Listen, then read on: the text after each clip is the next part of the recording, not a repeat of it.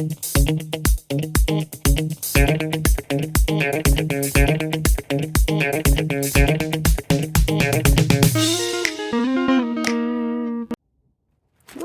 hi. Yeah, today there is a little bit of a perspective change happening because sometimes the answers are in the details, you know. Will it be the case for the next question? Let's see.